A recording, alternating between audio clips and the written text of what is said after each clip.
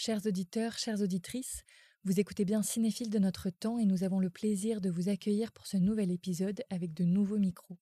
Malheureusement, durant notre enregistrement, des coups sourds se sont immiscés entre nos voix et nous n'avons pas réussi à les couper. Nous vous présentons donc toutes nos excuses et nous espérons que vous pourrez profiter de cet entretien malgré tout. Bonne écoute!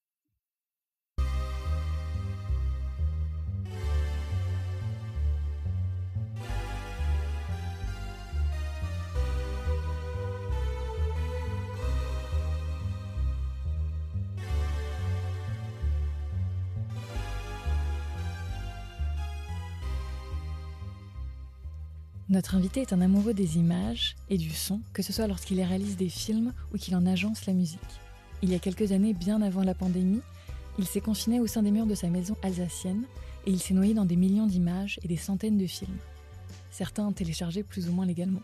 Et il en a ensuite fait un film documentaire au titre étrange et inquiétant « Ne croyez surtout pas que je hurle ».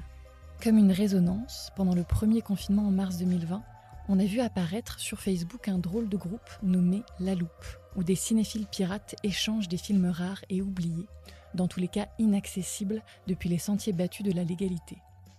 Il a d'ailleurs longtemps été l'un des administrateurs de ce fameux groupe et a permis à des dizaines de cinéphiles de ne pas sombrer dans la mélancolie. Aujourd'hui encore, il en est un des membres plus qu'actifs. Bienvenue Franck Beauvais et merci beaucoup d'avoir accepté de venir dans notre émission. Merci à vous, c'est un plaisir. Donc on va commencer, comme nous vous l'avons dit, par une petite citation surprise qu'on a cru bon de faire résonner avec « On pense votre cinéphilie ». Des éclairs dans le reflet de ses yeux, il cherche la lumière à tâtons. Dans une mise en abîme sans fond, il semble bercé d'illusions. Les yeux rivés sur l'écran, il a oublié le temps. Et alors c'est tiré de la chanson Écran total de Françoise Breut que tu cites dans Absolument. Ne croyez surtout pas que je hurle.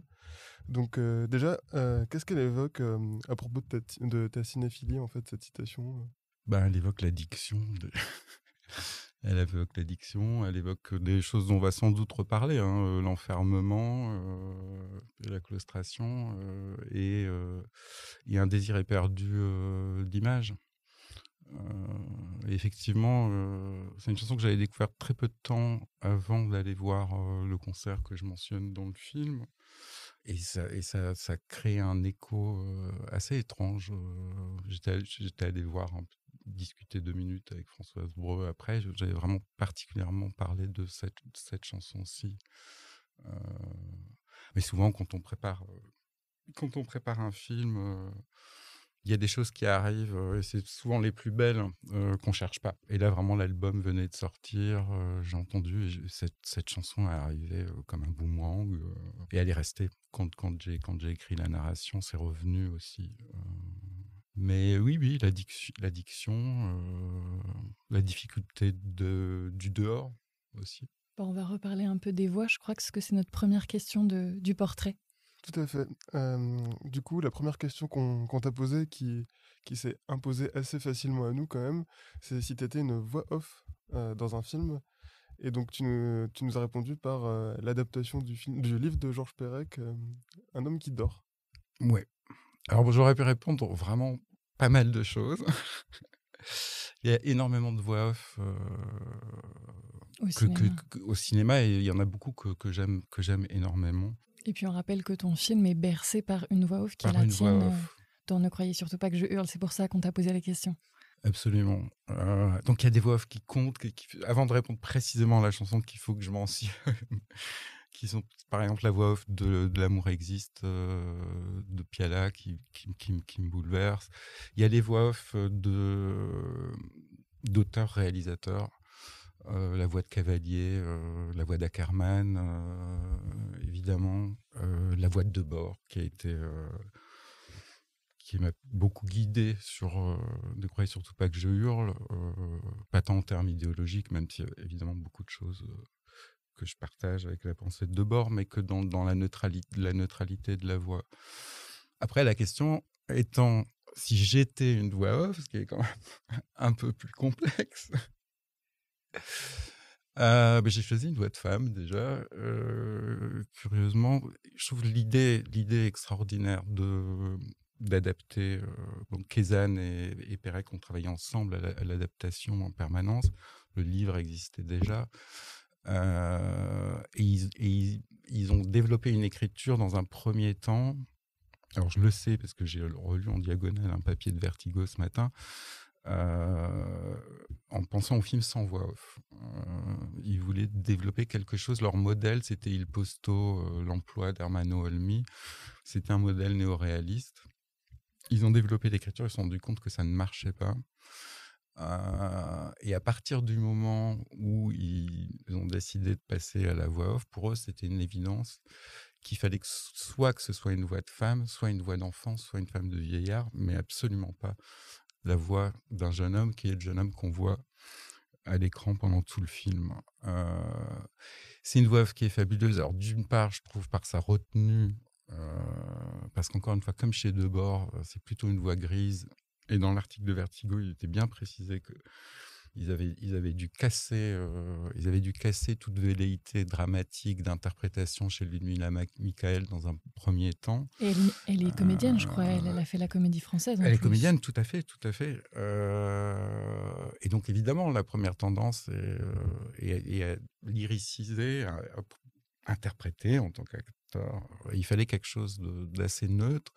Et ils y sont parvenus. Alors, il y a un moment dans le film où elle gueule vraiment, qui est très, très beau. Il y a ça. Évidemment, on s'interroge en permanence sur qui est cette voix. Donc, selon eux, c'est ambivalent. Ils laissent au spectateur le soin de décider. Donc, ce qu'ils émettent comme idée, c'est la voix de sa conscience, la voix d'une mère, la voix d'une infirmière. Et ils ont fait une projection du film à la clinique Laborde, où la réaction des patients était de dire mais pourquoi cette mère est si méchante. Donc on ne sait pas, et c'est une narration, et ça je trouve ça très très fort, à la deuxième personne du singulier, ce qui vient du roman à la base, mais une chose à laquelle on n'est pas du tout habitué au cinéma. À la limite, je réfléchissais, on a des petits fragments d'interpellation du spectateur, notamment le prologue d'Europa de Lars von Trier, où il y a un vous qui s'adresse au spectateur, mais on est dans un processus d'hypnose orale. Mais sinon, une narration à la deuxième personne, c'est extrêmement rare. Et ça provoque constamment une interrogation entre ce qu'on voit à l'image, d'où provient cette parole, comment est-ce qu'elle connaît ce monde intérieur du personnage. Voilà. Donc, après, en quoi est-ce qu'elle serait moi? Je ne sais pas. Dans quelque chose de schizophrène, peut-être, ou dans un décalage. Et dans ce côté voix grise, voilà. Voix blanche, pas modulée. Et un côté très littéraire. Il faut quand même dire que les mots de Pérec sont magnifiques. C'est ça qui est intéressant. C'est les ponts entre cinéma et littérature. Mais est-ce que c'est quelque chose qui te parle, ça aussi, sachant que la voix off de ton film a été publiée chez Capricci, je crois aussi. Oui, j'y suis sensible parce que je crois que c'est un élément constitutif de la modernité au cinéma, finalement. Alors on a construit le cinéma contre la littérature pendant un certain temps, et en même temps on se rend compte que quand Guitry fait Mémoire d'un tricheur, il y a quelque chose de révolutionnaire dans l'usage de la voix off et du son au cinéma. D'ailleurs, on peut revenir à Un homme qui dort, parce que c'était les deux références de voix off qu'ils avaient, une fois qu'ils ont décidé de travailler en voix off, c'était Les Mémoires d'un tricheur et Hiroshima, mon amour. Donc oui, après, il y a tout Duras qui moi, me fascine sur le lien qui est créé entre une matière littéraire et une image, et qui entraîne vers une modernité totale du cinéma, je crois. Sans soleil, évidemment. Il y en a beaucoup. Oui, là, c'est vrai que... Il y en a beaucoup. La voix off, oui, tant que c'est pas la voix off... Trop littéral Non, la voix off du documentaire Arte, le cauchemar absolu. Le voice-over, un peu. La voix off qui se substitue à la pensée du spectateur, qui prémâche la pensée, qui commente. Ça non. Elle n'est pas nécessaire. S'il n'y a pas une dialectique qui se crée, un rapport de force entre l'image et le son, il n'y a pas vraiment beaucoup d'intérêt. J'y suis revenu, mais je sais qu'au tout début de ma cinéphilie, j'étais très allergique à Truffaut à cause des voix off que je trouvais très redondantes avec l'image. Alors je les trouve un peu plus complexes que ça aujourd'hui. J'ai plus d'affection pour le côté romanesque qui est insufflé par la voix off et qui lui permet de faire des ellipses formidables. Mais ça me crispait beaucoup, ça. Cette adéquation entre ce que je voyais à l'image et la voix et le texte. Mais d'ailleurs, oui, dans les documentaires Arte, on dit voice-over, donc voix au-dessus. Voilà, et je trouve que ça veut tout dire. Tout à fait. Tout à fait. Mais pour continuer ton portrait, on t'avait demandé, on change totalement par rapport aux voix, on t'avait demandé si tu étais une drogue au cinéma, laquelle serais-tu? Ah oui, bah alors là, pareil, il pourrait y avoir tellement de réponses. Mais ta réponse était vraiment ludique, un peu malicieuse, parce que c'est une drogue bénéfique et c'est quand même assez rare. Mais voilà, c'est pour ça que j'ai choisi cette drogue-là. On peut peut-être rappeler le titre du film. Alors, le film, c'est The Faculty de Robert Rodriguez, qui est un film que je trouve très jouissif, d'une part parce que c'est une relecture contemporaine, enfin ça date de 20 ans maintenant, mais de Body Snatchers, par exemple. Enfin, Rodriguez est un cinéphile au même titre que oui, ils font beaucoup référence à l'invasion des profanateurs de sépulture. Tout à fait. De Don Siegel, ouais. Mais ce que je trouvais formidable, c'est que on a affaire à une bande de jeunes. Il y a un outsider, un gentil bad boy interprété par Josh Hartnett qui vend sa drogue aux autres lycéens. Dans des stylos bics, ce qui est quand même assez drôle. Dans des stylos bics. Donc la drogue s'appelle le scat dans le film. Et il se trouve que c'est la drogue qui permet à la fois d'identifier, de lutter contre les envahisseurs. Alors ça, j'aime beaucoup, je trouve ça très, très subversif. C'est très rare quand même qu'on dépeigne une drogue ou une addiction de façon positive au cinéma. Il se trouve qu'après, le film est plus roublard que ça, puisque cette drogue s'avère ne pas en être réellement une. Il y a toute une scène où il explique que non, il n'y a pas d'héroïne là-dedans, il n'y a pas d'amphétamine, c'est de la caféine. Voilà. Avec d'autres choses de sang cru, donc on sait pas vraiment. Avec d'autres choses de sang cru. Mais bon, c'est quand même... Mais il y a l'idée de la drogue qui permet de résister à l'envahisseur et qui permet de gagner. Et je trouve ça vraiment, vraiment pas mal. Et j'aime bien Rodriguez. C'est Kevin Williamson aussi au scénario. Donc c'est vraiment cette période assez riche de Williamson qui a duré assez peu de temps. C'est très inventif tout le temps, le film. Et c'est un film que je revois avec plaisir. Puis je voulais qu'il y ait un peu aussi de films populaires et de références au cinéma de genre, parce que ça m'a toujours nourri aussi. Et Faculty est un des derniers films comme ça qui m'avait vraiment, vraiment enthousiasmé. C'est vrai qu'il est assez ludique, en fait. Il y a quelque chose de... Oui, on joue avec à la fois des références cinématographiques, comme le film d'invasion en fait d'Alien, et puis aussi le teen movie, parce que chaque personnage bien sûr, parce est un archétype en fait. Club non plus. Oui. Et puis on est dans un environnement assez agréable, dans le sens et assez connu de lycée, avec des jeunes qui ont des intrigues. C'est une atmosphère assez connue finalement, et c'est pour ça qu'il est jouissif. Et puis on retrouve, avec plaisir, on a retrouvé Elijah Wood qui est le Frodon dans Le Silence des Anneaux, donc c'est assez étonnant de le voir là en jeune, martyrisé par les autres. C'était assez drôle. Tout à fait. Il y a un côté... Puis ça peut rappeler le cinéma de Joe Dante, justement, dans la référence au cinéma hollywoodien. Peut-être dans la subversion aussi. Et dans la subversion aussi, bien sûr. Après, je pense que ça pourrait aller plus loin. On reste quand même dans quelque chose de relativement mainstream. C'est un film qui a eu un succès international. On comprend pourquoi. Mais voilà. Et puis les professeurs sont des méchants. C'est génial.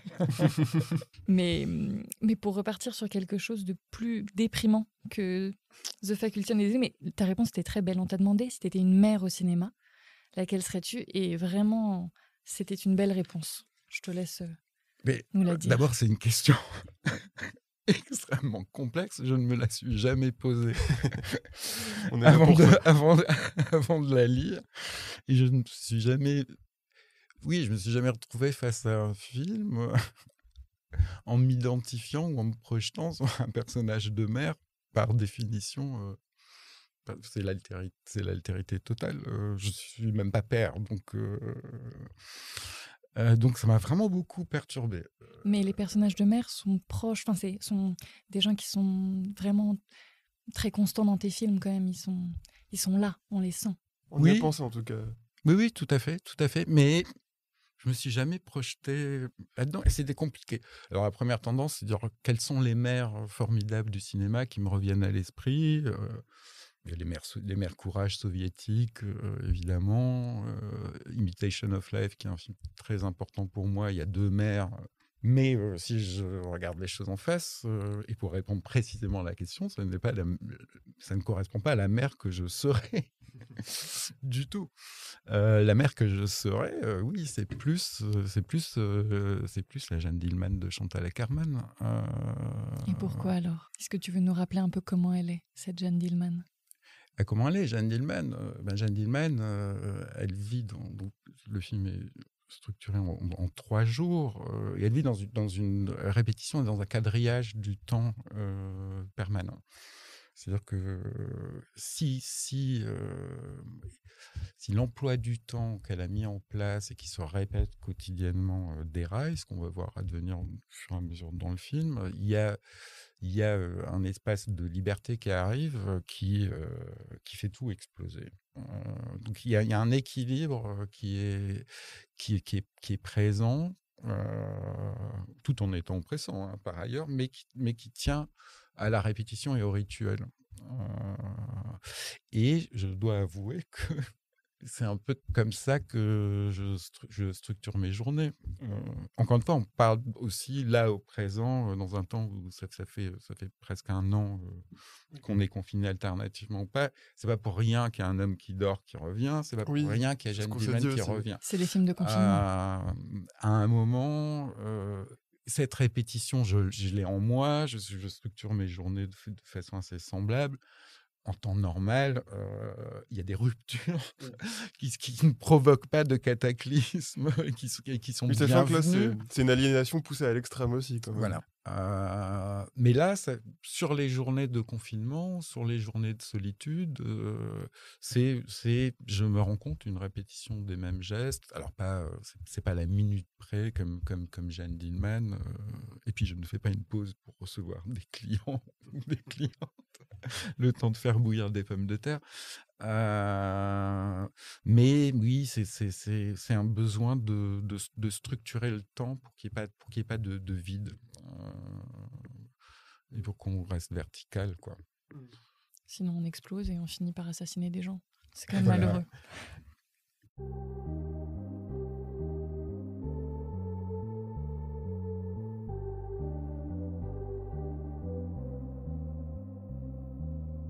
Après un portrait en contraste et grands écarts, notre discussion s'est poursuivie autour des habitudes de visionnage de Franck.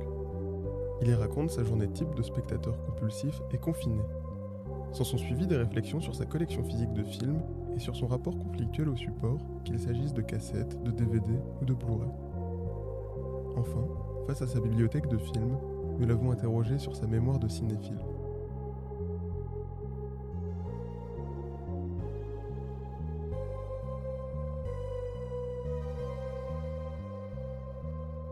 En voyant ne croyez surtout pas que je hurle, on t'imagine déjà spectateur confiné. Et tu dis d'ailleurs, alors je ferme les volets, j'éteins les lumières et je retourne à mon écran, le lieu des obsessions magnifiques où les mirages de la vie se teintent de sublime. Et on s'est demandé du coup si tu avais un dispositif préféré pour voir les films, est-ce que c'est un moment ritualisé ou pas en fait? Comme on parlait du temps avec Jeanne Dillman, oui, plus ou moins. Après, il y a des journées... parlons vraiment de ce temps de confinement dans lequel on vit, où effectivement les journées peuvent pas être les mêmes qu'auparavant. Une journée typique, pour moi, ça va être de me lever tard déjà. Après, je crois que ça va chevaucher la réponse avec des questions ultérieures. C'est pas grave. Je me lève et avant de passer à l'étape de la douche et tout ça, la première chose que je fais, c'est d'aller consulter les blogs que je fréquente de cinéma et de téléchargement et de voir les arrivées quotidiennes. Je télécharge pour commencer la journée, je vérifie ce qui arrive. La Ensuite, cargaison hebdomadaire. et ça, c'est le temps de 2 grands cafés, hein, ça prend bien 1h30, 2 heures, parce qu'il y a beaucoup. Ensuite, je me douche. Et là, idéalement, je suis quelqu'un qui a beaucoup de mal à travailler longtemps. Donc, idéalement, quand je travaille, je vais travailler 2 heures en essayant d'être très, très concentré. À partir de 18h, l'heure de l'apéritif auquel on n'a plus droit, moi, je me fais un apéritif qui, en général, est plutôt un apéritif court-métrage, où je consacre 2 heures à visionner des films courts. C'est sympa ça comme nom, un apéritif court-métrage, je trouve. Un temps que je prends. C'est très important pour moi, de toute façon, je fais évidemment pas de distinction entre long-métrage, court-métrage. Et donc, du coup, d'avoir un temps consacré au format court. Voilà, et après le dîner, j'entre dans le passage de la soirée long métrage, qui est une double, triple ou quadruple séance selon le temps dont je dispose et la longueur des films, où effectivement, on ferme les volets, on éteint la lumière et j'habite dans un espace assez restreint. Donc c'est mon lit qui est un double matelas pour être à la bonne hauteur face à un grand écran plasma qui est à 1,5, à la distance idéale. Et on y va, et oui, avec en général un verre, et en général j'aime bien fumer aussi. Enfin, ce qui fait que c'est des choses que je peux plus retrouver au cinéma. Les conditions idéales pour moi, c'est ça. C'est ça. Ça peut être idéalement seul, ça peut être accompagné d'une personne, mais au-delà, c'est très compliqué sur le visionnage. Et alors, on a plusieurs fois mentionné le téléchargement plus ou moins légal des films, donc un support qui n'est pas physique. Sauf que dans Ne croyez surtout pas que je hurle, tu évoques aussi les livres, les vinyles et les DVD. Et on se demandait quel rapport tu pouvais entretenir avec ces objets, en fait, et notamment le DVD, en fait. Est-ce que c'est important? Est-ce que c'est des objets auxquels tu attaches une importance symbolique au moins ou... C'est un rapport très conflictuel, hein. Oui, on le voit dans Ne croyez surtout pas que je hurle. C'est un bras de fer permanent. Il se trouve que, voilà, je ne suis pas né, avec une cuillère en argent dans la bouche, donc je ne dispose pas d'un espace, surtout pas parisien, et je lis, j'écoute de la musique. Donc au bout d'un moment, alors je parle de l'écrémage des DVD au moment du déménagement, dont Ne croyez surtout pas que je hurle, et c'était vraiment, enfin, quand je vois rétrospectivement, c'était de la folie. J'avais plus de 5000 DVD, j'ai fait un tri drastique. Je suis arrivé à Paris peut-être avec 1000, sachant que, en réalité, je visionne, c'est une exception de visionner pour moi un DVD. Pourquoi? Parce que d'une part, j'ai un flot quotidien de films qui m'arrivent via les blogs, que la plupart du temps, une fois que c'est édité, c'est des films auxquels j'ai eu accès Déjà un certain temps. auparavant. Que des DVD que j'ai achetés il y a 10 ans, il y a des versions restaurées maintenant en HD que je retrouve plus facilement déjà. Le film que je veux voir, je le retrouve plus facilement sur mon ordinateur et sur mes disques durs que si je dois aller dans mon couloir et le retrouver. Donc voilà, après je trouve... Oui, alors pourquoi les garder, finalement? Voilà, bon, c'est une bonne question. D'une part, il y a les incunables, il y a des choses qui sont très difficiles à retrouver, même sur internet, même dans les circuits parallèles.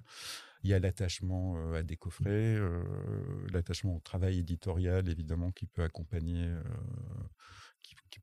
certains coffrets, il y a des intégrales aussi, pour moi c'est beaucoup plus simple, je suis vraiment pour l'intégrale. Ouais, alors là, si on veut me faire racheter du DVD, d'ailleurs plutôt du Blu-ray que du DVD, c'est l'intégrale. Moi, voilà, quand Potemkin a sorti Romer, ça c'est une chose, c'est indispensable, comme un Pléiade, on a tout. Voilà, ça c'est réglé. Wiseman, Van der Keuken, des gens comme ça. Et ça, je garde un attachement. Je m'en détache beaucoup moins facilement qu'un Blu-ray de Clint Eastwood, alors que j'adore Clint Eastwood, mais que je vais pouvoir retrouver très facilement le jour où j'en ai besoin. Parce que c'est des beaux objets aussi, en l'occurrence. Ce sont des beaux objets. Encore une fois, il y a un travail éditorial. Ça, je suis très sensible à ça. Mais après, arrive un moment dans une vie de cinéphile. Il y a des films que j'ai achetés en VHS, que j'ai achetés en DVD, que j'ai achetés en Blu-ray et que j'ai téléchargé ensuite. On va prendre des films qui sont là depuis l'adolescence. Il y a un moment, on en a marre. Il y a un moment, on en a marre. Et c'est beaucoup d'espace de stockage. Et alors, autant pour moi, c'est possible et ça ne pose aucun problème de visionner un très bon fichier de film, autant sur les livres, je n'arrive pas. Donc, il y a quand même aussi le fait que les livres, c'est incompressible. Il y a besoin de la Euh, matière finalement. Sur le livre, oui, oui, j'ai besoin de souligner, j'ai besoin d'avoir quelque chose en main. Le film, de toute façon, enfin un DVD, c'est des datas sur une disquette. Alors qu'elle soit sur une disquette ou sur un disque dur, quand il s'agit encore une fois juste d'un DVD comme on nous les vendait il y a 20 ans en gondole de n'importe quelle sortie 6 mois après la salle. Ça, c'est fini. De toute façon, je vois plus personne Bah, en de toute achète. manière, les seuls DVD qui tendent à fonctionner, entre guillemets, c'est les très très belles éditions qui coûtent C'est un ça, certain prix. c'est ça. Et c'est ce que fait Potemkin, c'est ce que fait dans Carlotta. le genre Carlotta, évidemment, dans le genre Le Chat qui fume. Capricci aussi. Capricci, évidemment. Oui, c'est c'est des éditeurs qui pensent réellement la chose sous tous ses angles. Là, ce que Potemkin vient de faire sur Sans Soleil, c'est absolument magnifique. Là, j'ai besoin de l'avoir. Je peux pas ne pas l'avoir. Et c'est plus entre guillemets une pulsion de possessivité, même si tu vas les re-regarder après sur ton écran et par un fichier, c'est plus d'avoir l'objet, C'est d'avoir l'objet, comme on a sa bibliothèque et qu'on ne va pas se débarrasser de ce à quoi on revient tout le temps. Et c'est de pouvoir le faire circuler aussi, c'est de pouvoir le prêter. Aujourd'hui, prêter un livre ou prêter un film, en se disant qu'il y a peu de chances qu'il revienne, ça me dérange plus trop. À partir du moment où personne ne le lit ou le regarde, hein, ça c'est le minimum. Mais il y a ça quand même. Il y a l'idée de transmission et de passage est toujours importante. Bon, alors la transmission, on y reviendra un peu plus tard. Mais en attendant, on va passer à la troisième catégorie de l'émission, qu'on appelle mémoire et sommeil.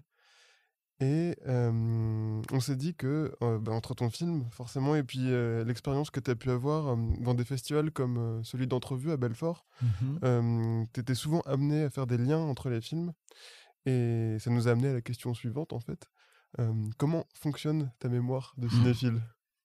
Est-ce que tu peux le décrire déjà ou est-ce que c'est très difficile à te dire? Je peux dire qu'elle fonctionne pas très bien.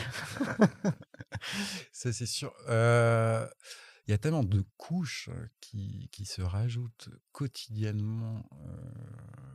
C'est incroyable. Alors, elle fonctionne assez visuellement. Euh, Elle fonctionne par des liens qui se créent de hasard qui me marquent. Euh, de films. Alors, comme j'ai tendance toujours dans ma tête à isoler les plans, tout ça, Donc là, je sais qu'il y a 3 jours, j'ai vu 2 films muets dans la journée. Dans les 2, il y avait un insert sur un fer à cheval. Ça, c'est quelque chose qui va me rester. En revanche, par exemple, sur la fiction, c'est consternant. Il y a des films, non, il y a des films que j'ai beau les avoir vus 10 fois, je suis toujours très très attentif aux expositions en termes d'écriture et de mise en scène, et à l'introduction des personnages et de la situation. Mais alors Vertigo, par exemple, j'ai beau l'avoir vu 10 fois, je ne pourrais toujours pas te dire comment ça se termine. J'oublie les fins. Sauf de rares exceptions, donc je ne peux pas oublier la fin d'Imitation of Life. Mais quand même, j'oublie la fin de Vertigo, ce qui est... Bon, après, je sais bien qu'il y a pour une le chute, je sais redécouvrir. bien qu'il y a une chute du clocher de ça. Mais c'est comme si... il y a quelque chose dans la machine à fiction. Alors, c'est brillant, c'est de l'artifice brillant, mais ce qui est artificiel, finalement, au bout d'un moment, je suis beaucoup plus happé par les images, le montage, la musicalité, que le récit en lui-même. D'ailleurs, je ne suis pas du tout un spectateur de série, par exemple, qui joue là-dessus en permanence sur la prolongation du récit, les extensions. Donc, j'ai plus une mémoire visuelle. Je prends pas de notes, ce qui est pas très brillant, mais chaque fois je me dis, si je prends des notes après avoir vu un film, je vais pas pouvoir enchaîner avec un autre. Non. J'essaie. Alors ce que je fais à la place de prendre des notes, c'est que je fais beaucoup de captures d'écran. On a et l'habitude je de le place voir, ça. effectivement, sur ta page Facebook. Voilà, donc encore une fois, c'est plus visuel. Et après, quand on a des conversations, quand on en a eu pour Belfort sur les programmations parallèles, sur les programmations thématiques, c'est aussi quelque chose de la mémoire qui revient dans la discussion et dans le rebond. C'est la nécessité de l'autre encore qui fait remonter. Mais c'est quand même dramatique, et plus le temps passe et plus c'est grave. Et je me rends compte souvent, si c'est des films, prenez des films Warner des années 30 ou 40 ou MGM, avec les castings dominants de l'époque. Donc on a des couples qui reviennent en permanence dans des films différents, Betty Davis, Humphrey Bogart, John Crawford, je sais pas qui, Franch Hawthorne ou Clark Gable. Je sais plus lesquels j'ai vus ou pas. Je me rends compte au bout d'1 heure de film, et parfois à la fin du film, que je l'avais déjà vu. Mais encore une fois, c'est lié au fait que le récit n'est pas primordial, je crois. Donc, je vais me laisser happer par la direction artistique, par la mise en scène. L'atmosphère, finalement, ça te plonge dans une atmosphère particulière. Et c'est ça que tu Tout à cherches. fait. Tout à fait. Oui, j'ai un rapport quand même très sensitif et au cinéma, très instinctif aussi, et pas très analytique. C'est pareil sur la mise en scène, j'ai besoin de voir un film 10 fois pour pouvoir parler de la mise en scène. Si j'oublie pas la mise en scène en tant que spectateur, il y a quelque chose qui ne va pas pour moi.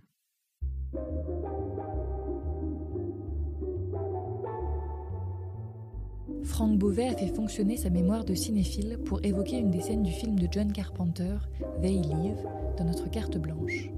Il nous raconte en quoi ce film, à la fois ludique et jouissif, est aussi une œuvre profondément politique, résonnant avec notre actualité.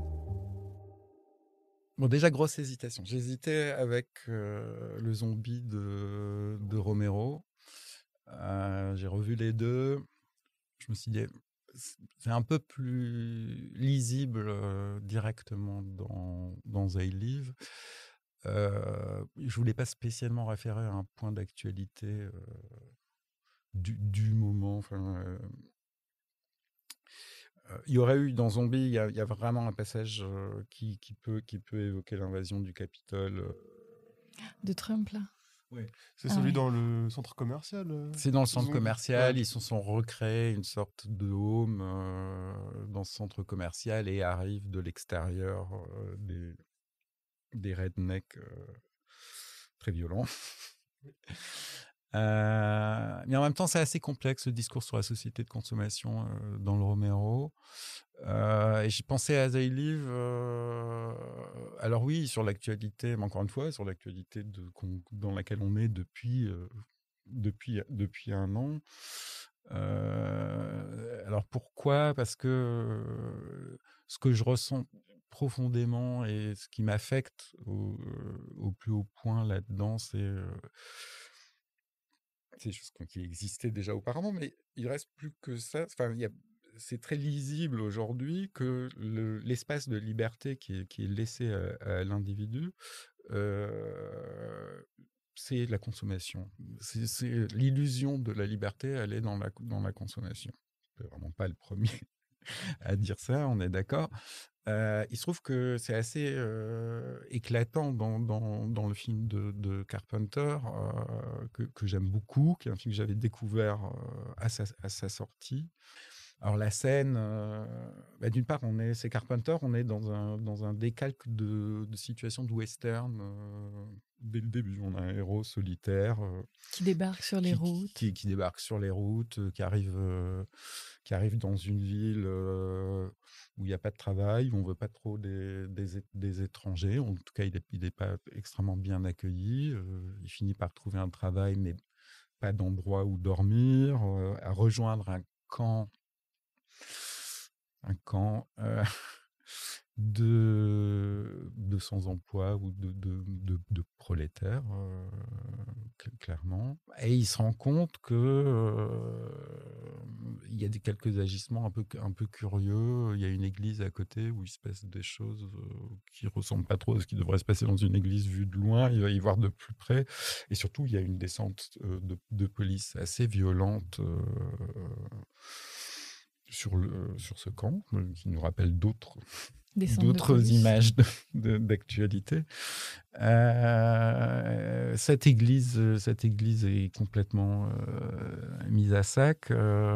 Tout est emmené. Et il y retourne, ce personnage, et il trouve derrière une cloison un carton qu'il emmène avec lui et qui finit par ouvrir, et qui est un carton qui contient des lunettes de soleil. C'est quand même une idée complètement géniale et prodigieuse. C'est vraiment quelque chose de à la fois simple et puis décalé. Enfin, bon. Et donc, il a ce carton plein de lunettes de soleil. Il en prend une et puis il part dans la rue. Et au bout d'un moment, il y a un rayon de soleil. Il l'essaye et ces lunettes de soleil lui font découvrir le monde tel qu'il est, c'est-à-dire que derrière chaque magazine, derrière chaque affiche, il y a des messages subliminaux que les lunettes permettent de décrypter, enfin de voir, et qui sont des appels à la consommation, au sommeil, à l'obéissance. Et par ailleurs, les lunettes lui permettent de voir quels sont les individus. Alors, ce sont des extraterrestres dans le film, mais enfin, on comprend très très bien que c'est une métaphore pour les traders et la société réganienne et l'ultra-capitalisme dominant à ce moment-là. Je trouve ça jubilatoire et, encore une fois, je trouve ça extrêmement contemporain, puisque c'est tout ce qu'on nous laisse faire aujourd'hui. Il y a un moment, un plan très large où il voit la ville et qu'on a toutes les affiches et toutes les signalétiques qui sont traduites par les lunettes. Donc, et puis, tu as 8 heures travail, 8 heures d'or, 8 heures joue. Donc, et il se trouve que j'ai eu la chance d'être au concert de Carpenter au Grand Rex il y a quelques années. C'était le lendemain de l'élection de Trump. Et je me souviens très bien qu'il avait lancé un gros fuck Trump. Donc tout ça fait assez lien. Oui. Voilà. Et c'est vrai que la scène est assez jouissive parce que c'est presque drôle. Il essaye, il les remet, il les enlève, il est là, il se tourne, il ne sait pas très bien où il est. Mais il est surpris quand même. Oui. Non, et puis surtout qu'on a vraiment ces affiches qui sont remplacées par des ordres de obey, marry and reproduce. Tout à fait. Mariez-vous et reproduisez-vous. Et c'est presque, en fait, c'est drôle. C'est drôle, mais le film est très jubilatoire tout le temps. Je trouve, il y a un rythme formidable. Alors là, pour le coup, on ne s'ennuie pas un moment. Encore une fois, la fin n'est pas ce qui me ce qui me séduit le plus, parce qu'une fois que ce postulat est posé, on avance et on est plus sur des sentiers battus, mais peu importe. Il reste le génie de Carpenter, qui est vraiment un metteur en scène pour lequel j'ai énormément d'admiration. Et celui-ci, c'est un film en plus où il a beaucoup moins de moyens qu'il en a eu à une époque, et il réussit pour moi la parfaite série B de la fin des années 80, quoi. Et extrêmement politique. Mais justement, on sent que... Enfin, t'as hésité entre Romero, puis donc ce film de Carpenter. Tout à l'heure, tu nous parlais de The Faculty. Oui, j'ai l'impression que c'est très important pour toi, le cinéma de genre. Mais tous les cinémas... Oui, c'est vrai, mais... Tous les cinémas sont importants, mais... Écoute, j'ai grandi dans cette petite ville sinistre que j'évoque vaguement dans Ne croyez surtout pas que je hurle, où il y avait deux mono-écrans. J'ai commencé à aller au cinéma toutes les semaines à l'âge de 13 ans. Christine est un des premiers films qui sortait à l'époque que j'ai vu en salle et que j'ai décidé d'aller voir par moi-même. Et un des deux cinémas avait, alors c'est encore une époque, mais vous n'imaginez pas, les enfants, il y avait du double bill le soir avec donc j'ai découvert aussi à ce moment-là quand même dans ce trou perdu à Nos Amours qui a changé beaucoup de choses dans ma perception du cinéma. Donc il pouvait y avoir à 20h30 à Nos Amours, et à 22h30 il y avait la séance pour les militaires parce que c'était une ville de garnison. D'accord. Et pendant 5-6 ans, je pouvais voir des films. Alors là, il y avait un décalage entre les dates de sortie et le moment où il arrivait qui était incroyable. C'était des copies très usées qui tournaient, mais des films de Templiers morts-vivants de Amando de Ossorio, de la comédie érotique italienne, des choses comme ça. Ces choses sortaient encore. Et c'était vraiment ciblé sur ce public militaire, quoi. Donc j'allais en ado me faufiler dans la salle, ça fumait. Les films, la plupart du temps, étaient interdits aux moins de 18 ans. Et je trichais. Mais ça a toujours cohabité le cinéma de genre. Parce que il est souvent profondément critique sur la société. Bah, c'est ça, permet beaucoup j'ai l'impression plus. que ça s'est imposé assez rapidement, Carpenter et Romero, par rapport à notre question, en tout cas, sur l'actualité. Oui, pour moi, c'est une évidence. C'est une évidence.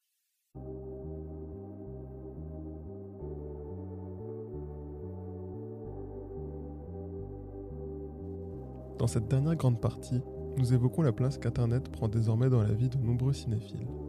Loin des plateformes standardisées et payantes qui inondent nos réseaux, Franck défend des pratiques de téléchargement plus ou moins légales qui, loin du piratage, permettent le développement d'un espace où une cinéphilie horizontale, joyeuse et inclusive serait possible.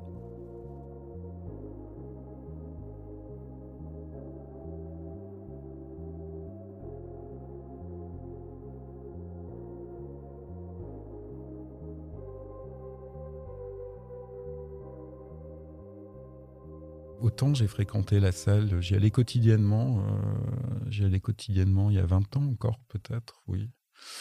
Autant avec le temps. Je veux pas théoriser là-dessus parce que je crois que c'est vraiment quelque chose de très subjectif et très personnel, et à chacun son cheminement de spectateur. Et je suis évidemment très heureux que les gens continuent à aller en salle, et on en a besoin. Il se trouve que moi, j'ai un plaisir qui a diminué à aller en salle. Qui est lié au rapport au temps aussi. Je perds.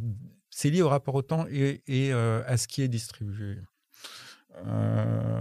qui me satisfait pas énormément. Donc je me suis retrouvé quand je suis revenu à Paris à prendre une carte illimitée, à me dire force-toi à retourner en salle.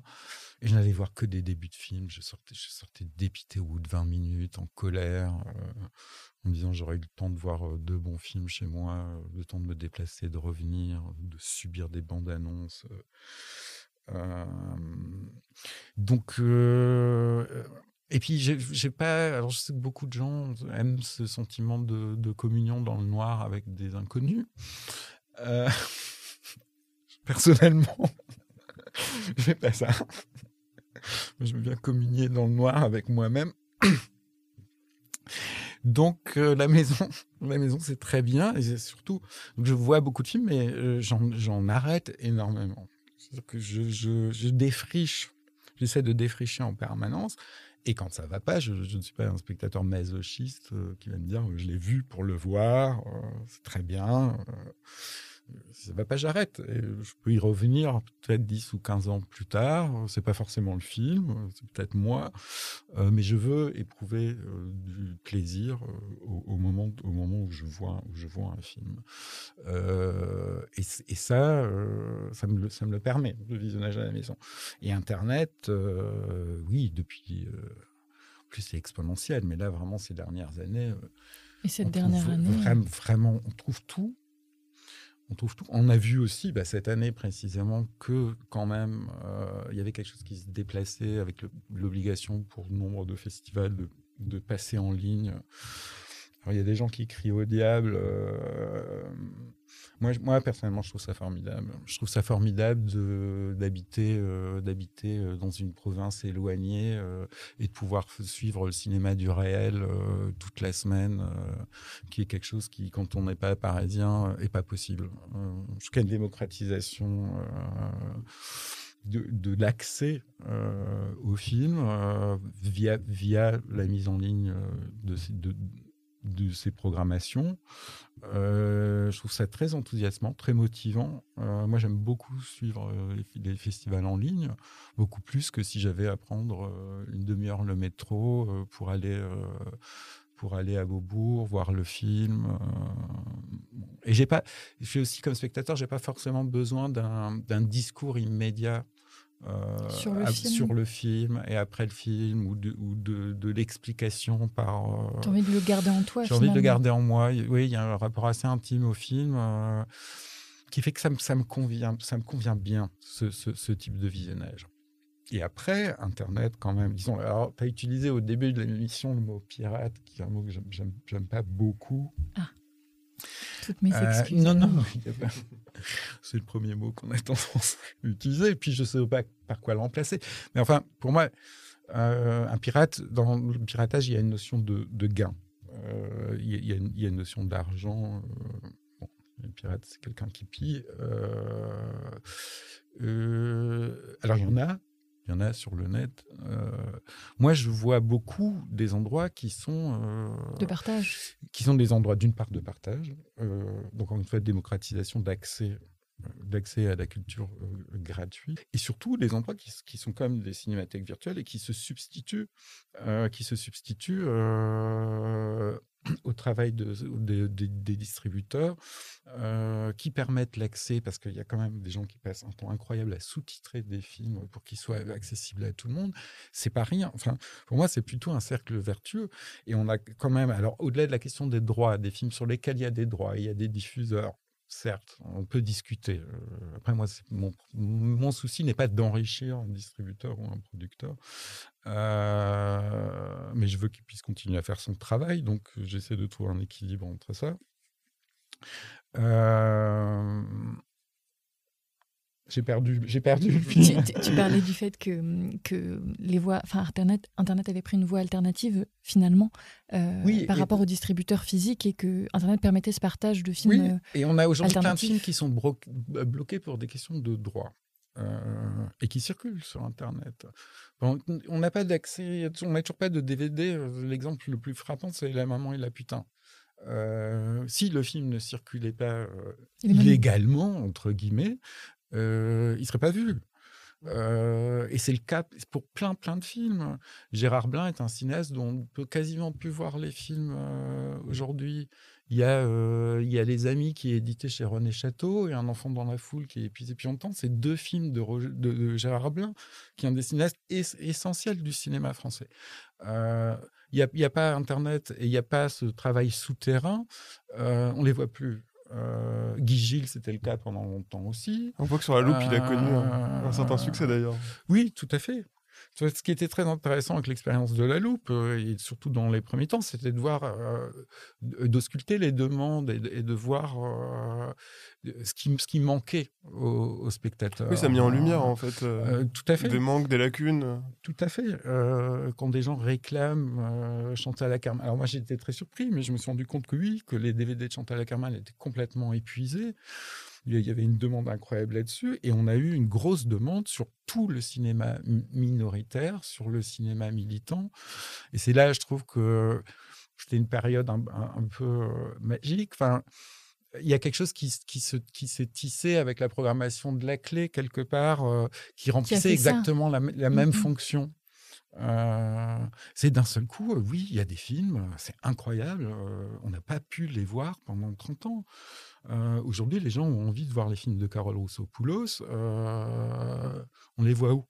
Et c'est bien qu'il y ait un endroit physique, en fait, qui incarne tout à fait, cette tendance de films dont on manque. Tout à fait. Et on revient à ce truc de transmission, quoi. Enfin, c'est transmettre aussi ce qui n'est pas visible et ce qu'on a, nous, dans nos escarcelles. C'est important que les films circulent et découvrir des films. Si je vois 3-4 films par jour et que je fais des découvertes, ça ne me sert strictement à rien si je peux pas. Oui, voilà, c'est ça. Si je peux pas dire à quelqu'un, il faut que tu vois ça. Oui, en fait, c'est ça. C'est la question que je me posais. C'est que tout à l'heure, tu disais que tu avais besoin de garder un certain temps les films en toi. Sauf que pour qui te suit sur Facebook, en tout cas, tu fais beaucoup de captures d'écran et tu les partages toutes, en fait. Enfin, tu en partages beaucoup, parfois 10, 20 par film. Ça aussi, c'est important, ce geste, pour toi? Oui, parce que, d'une part, comme on le disait tout à l'heure, ça supplée à ma mémoire défaillante. Mais oui, mais tu les gardes pas pour toi. Je les garde pas pour moi. Oui, j'ai remarqué qu'au fil du temps, que ça pouvait déclenché des désirs chez certaines personnes qui avaient un truc incitatif, en tout cas par l'image. Une mosaïque d'images va pouvoir donner envie d'aller s'approcher de cinéastes qu'on ne connaît pas. C'est très important pour moi, pour tout ce qui concerne le cinéma expérimental, par exemple, de le faire sortir un peu de sa sphère et que d'y amener des gens qui n'y seraient pas allés autrement. Et là, d'échanger, oui, des partages. Il y a beaucoup de gens qui me demandent les films. D'ailleurs, la plupart du temps, il y a beaucoup de films qui sont disponibles quand même, y compris légalement. Dès qu'il y a des liens légaux, ils sont là. J'aime pas les liens payants, mais il y a beaucoup de travail expérimental qui est disponible sur Vimeo. Et je vois des gens s'enthousiasmer pour ça, et ça me réjouit au plus haut point de me dire que ce réalisateur finlandais, d'avoir pu le faire découvrir mais c'est dans les deux sens, hein. Je me nourris aussi parce qu'il y a toute une espèce de groupe, de secte qui fait des captures d'écran de ce qu'ils voient comme ça. Donc je me nourris aussi des apports des autres, bien entendu.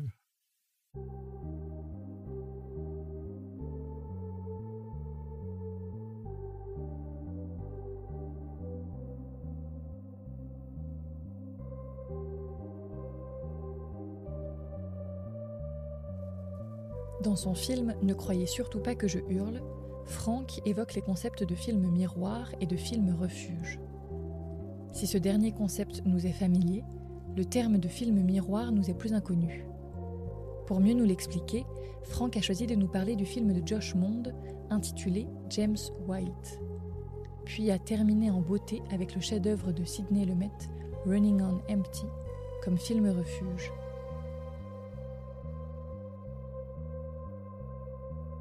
Le film miroir, c'est le film qui nous met face à nous-mêmes.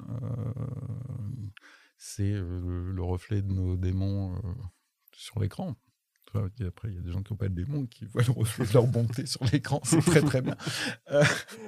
Moi, c'est plutôt... donc, un film miroir, c'est un film qui me met face à moi-même. C'est un film où il y a une identification qui est qui peut être douloureuse, en tout cas, qui entraîne une remise en question et qui me met face à moi-même, quoi. Et en l'occurrence, à la question, j'ai répondu James White, qui est un film qui, à ma connaissance, n'est pas sorti en salle en Non, il n'est pas France. sorti en France, il est encore inédit. C'est de Josh Mond et c'était le film de Sundance il y a quelques années qui avait fait l'ouverture de Sundance, du festival de C'est Sundance. tout à fait possible. Josh Mond, il fait partie de... C'est une bande de réalisateurs, producteurs, scénaristes, avec Sean Durkin, qui avait fait Martha... Merci, May Marlène. Voilà, merci. Et Antonio Campos, qui avait fait After School et qui a fait The Devil All the Time pour Netflix cette année. Et cette compagnie de production s'appelle Borderline. Et quand ils ont commencé, ils avaient... Leur principe, c'était sur les films de chacun d'intervertir les rôles. Un devenait producteur de films de l'autre scénariste. Voilà, donc j'ai assez suivi les débuts d'Antonio Campos, qui est un réalisateur qui m'intéresse beaucoup, et je connaissais pas Josh Mond, qui a fait un court-métrage qui s'appelle James White avant. Bon, le film Miroir, c'est vraiment une question très intime, et je ne veux pas rentrer dans... Ah non, pas du tout. Mais... Dans tous les détails, mais c'est d'une part, c'est un film qu'il faut voir vraiment, parce que je ne sais pas si vous avez... Ouais. Il y a quelque chose qui me bouleverse chez ce personnage. Je trouve que c'est un personnage qui est extrêmement bien écrit, qui est en gros un personnage qui veut faire du bien tout le temps et qui n'y arrive pas, en tout cas pas autant qu'il le faudrait. C'est un personnage qui est rattrapé par ses propres démons en permanence, mais qui en même temps est tout amour, et qui est porté par l'interprétation magnifique de Christopher Abbott, qui est vraiment un comédien pour lequel j'ai énormément d'admiration. J'aime beaucoup sa voix aussi, les modulations de sa voix. C'est vraiment un film qui me bouleverse profondément, parce que oui, j'y entrevois, mais parce que j'y entrevois mes propres failles, et que c'est pas dans un personnage négatif. Oui. Le personnage est très ambivalent. On l'aime tout de même, malgré tout, parce qu'il ne cesse d'essayer. Oui, quelque part, c'est un personnage extrêmement positif, dans un certain sens, en tout cas. Oui. Oui. En tout cas, c'est un personnage qui résiste. Son aura, puis ce qu'on y plaque en tant que spectateur, on peut pas le voir comme un personnage purement négatif. Non, c'est pas un personnage purement négatif, mais c'est un personnage qui est pas un très bon ami, qui est pas un très bon compagnon, et qui arrive pas à être un très bon fils, tout en l'étant quand même un peu. Mais c'est un film où l'amour circule de façon bouleversante, je trouve. Autant les rapports avec son ami noir homosexuel, le rapport avec la mère mourante est bouleversant. Je trouve ça très, très, très bien écrit. Voilà. C'est un beau résumé. C'est film miroir, quoi. Est-ce qu'on passe au film refuge maintenant ? On peut. Alors moi, je les appelle les films doudou. Oui, il y en a beaucoup qui les appellent comme ça. C'est ça, il y en a plusieurs. Mais après, tout le monde n'a pas la même interprétation de ce qu'est un film refuge, d'autres en ont pas, tout ça. Mais dans l'idée de film doudou, oui, ça marche aussi. Alors ça, c'est les films... Déjà, c'est les films quand on pense que on va plus voir de bons films, parce que ça arrive parfois qu'on n'en peut plus. Donc une valeur sûre. D'avoir essayé. Voilà, déjà, on ressort nos... Et alors pour moi, il se trouve que c'est plutôt... Il y en a plusieurs, hein, mais ce sont plutôt des films lacrymaux. Voilà, ça me fait pleurer, feel good. Les films lacrymaux, c'est génial aussi comme expression. J'ai l'impression d'être lavé complètement, emporté, habité, et je me sens beaucoup, beaucoup mieux après un film qui me bouleverse jusqu'aux larmes.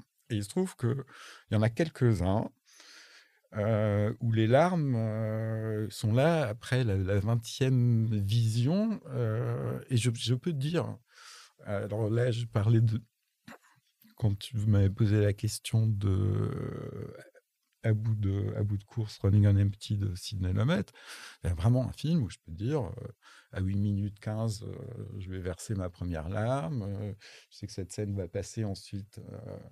Là, ça va. Et je sais qu'il y a un summum pour moi dans le film, qui est les retrouvailles de la mère de la famille avec son père, que je trouve bouleversante. Enfin, et là, il y a tout le talent de Sidney Lumet, parce que c'est une scène qui est extrêmement modeste dans son dispositif, pas du tout tape à l'œil, une direction d'acteur, mais au cordeau, et ce qui ressort des enjeux dramatiques et ce que ça dit des rapports entre les personnages est vraiment bouleversant. C'est un film de famille, c'est un film sur les liens familiaux. C'est un film sur la famille, c'est un film sur l'amour en famille, et c'est un film politique aussi. Oui. C'est un film politique, c'est des personnages d'activistes, c'est une famille d'activistes, pour résumer un petit peu. Enfin, les parents sont des activistes et ont participé à un attentat dans les années 70 qui ne devait pas faire de mort, et dans lequel, alors je ne sais pas s'il a perdu la vue ou s'il est mort. Vue, oui. Non, il est juste devenu... Mais il était paralysé aussi quand même. Aussi. Et aussi paralysé, voilà. Donc. Et qui depuis fuient le FBI et qui ont 2 enfants et qui tentent d'élever ces 2 enfants au mieux en leur transmettant à la fois leurs valeurs et en tentant de les éduquer, en passant de ville en ville à chaque fois qu'ils sont repérés par le FBI. Donc c'est des enfants qui changent de nom et d'identité, de couleur de cheveux. Alors ça, la première scène où Christine Latti teint River Phoenix en blond et où il se regarde dans le miroir, c'est d'une force. Mais tout, le début, le chien abandonné sur la route, on comprend d'emblée ce que ces enfants peuvent vivre, à quel point ils sont déchirés, à quel point ils aiment leurs parents aussi. Et là-dessus arrive l'idée de génie de scénario, qui est que le gamin est très doué pour le piano, et qu'il a la possibilité d'aller à Juilliard, qui est la carrière qu'envisageait sa mère. Et qu'est-ce qu'on fait dans cette famille aimante si on laisse l'enfant partir, on ne le reverra plus. Et je trouve des scènes bouleversantes une après l'autre, quoi. Et en même temps, c'est un refuge parce qu'il y a quelque chose de... Parce qu'il y a un amour dans cette famille, la scène d'anniversaire. C'est un cocon. C'est un cocon, on les aime, quoi. Quand on parlait de mère auparavant, moi, la mère Sam, quand il l'appelle Sam, bon, elle est magnifique parce qu'elle est complètement amoureuse toujours de son mari. Elle veut le meilleur pour son enfant. Enfin, tout le monde est divisé comme ça. Et c'est toujours l'amour qui décide. Et la fin, bon, bah voilà, on ne doit pas se séparer. Et finalement, on lâche au dernier moment, l'autoroute, la musique qui recommence.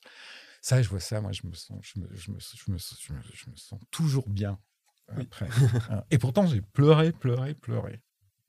Mais merci beaucoup, Franck Beauvais, pour toutes ces recommandations et tous ces films et tout ce qu'on a évoqué là. C'était vraiment une belle émission et un beau partage. Merci beaucoup. Merci à vous deux, c'était un plaisir.